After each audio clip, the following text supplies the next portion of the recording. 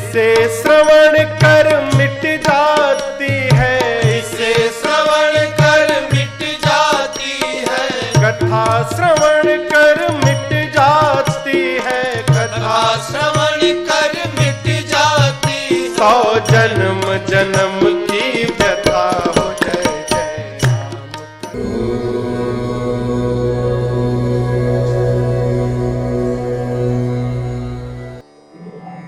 आज का प्रसंग सुंदरकांड का है। सुंदरकांड श्री रामचरितमानस का 5वां सोपान है। सुंदरकांड वास्तव में किष्किंधा कांड के दोहा क्रमांक 29 से प्रारंभ हो जाता है। वास्तव में सुंदरकांड का नाम सुंदरकांड क्यों पड़ा, इसका ये भी प्रसंग है, क्योंकि और भी बहुत से कांड हैं जहां सुंदरता है। जब भगवान राम मिथिला जाते हैं, वहां की सुंदरता जब भगवान बाबा तुलसीदास वर्णन करते हैं तो वहां भी बहुत ही सुंदर वर्णन मिलता है।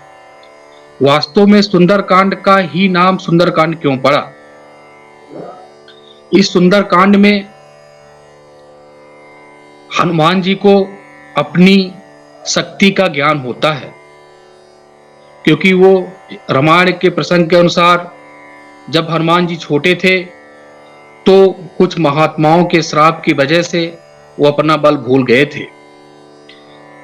तो इसमें जब प्रारंभ होता है सुंदरकांड तो हनुमान जी को अपनी शक्ति का ज्ञान होता है।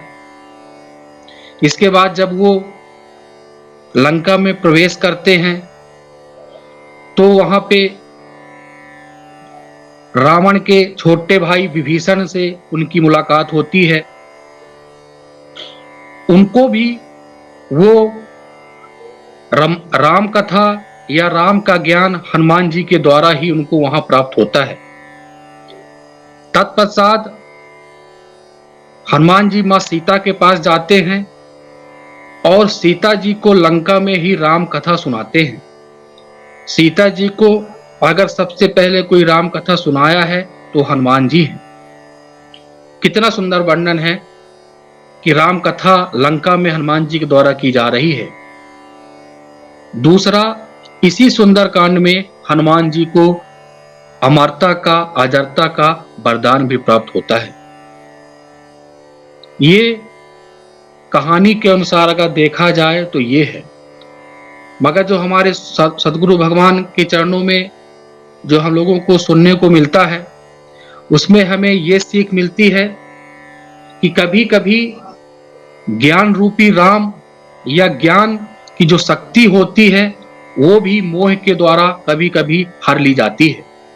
ये संभव है कि मोह शक्ति को भी हर लेता है, फिर उस ज्ञान को उसकी शक्ति से मिलाने के लिए कौन आता है? बैराग आता है।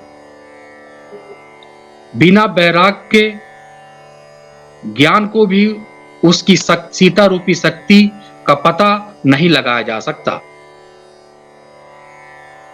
कभी कभी उसमें बोला गया है, इसमें देखा जाए तो हनुमान जी के द्वारा ही इस लंका में सर्वाधिक घटनाएं घटी थी। लंका कांड से सर्वाधिक घटनाएं सुंदर कांड में ही घटी हैं।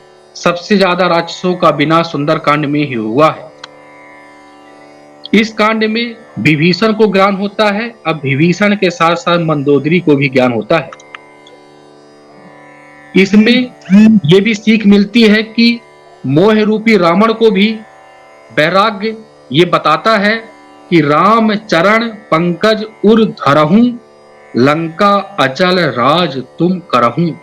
हनुमान जी बोलते हैं कि हे रावण, तुम भगवान श्री राम के चरणों को अपने हृदय में धारण कर लो तो तुम आजीवन इस लंके का राज करते रहोगे। भगवान वैराग्य ने सीधे बोला है कि केवल राम जी का ध्यान करिए, राम जी का चरण स्पर्श करिए, राम जी की भक्ति करिए, तो आप कोई भी काम किए हो वो भी सब क्षमा हो जाते हैं। कितना भी बड़ा पापी हो उसको भी भगवान तार देते हैं। एक बात हमको ये भी सीखने को मिलती है कि आखिर हनुमान वैराग्य होते किसके लिए हैं। जब किसी आदमी को वैराग्य आता है, किसी आदमी को त्याग आता है, तो वो केवल राम के लिए ही है। क्योंकि एक चौपाई आती है, कवन सुकाज कठिन जग माही, जो नहीं होत तात तुम पाही, राम काज लगी तब अवतारा। हनुमान जी का जो जन्म हुआ है, जो अवतार हुआ है, वो केवल राम के काज के लिए ही है। इसलिए जब किसी को वैराग आता है, जब किसी के अंदर वैराग की स्फूर्ति होती है, तो वो राम के लिए ही होती है। और जब तक शरीर में वैराग नहीं आएगा, त्याग नहीं आएगा, तो राम की प्राप्ति दुर्लभ ही मानी जाए। बिना वैराग के, बिना त्याग के राम नहीं मिल सकते और ना ही शक्ति मिल सकती है। इसलिए स्वामी जी भी बोलते रहते हैं कि त्याग करना चाहिए, सब चीजों का त्याग करना चाहिए।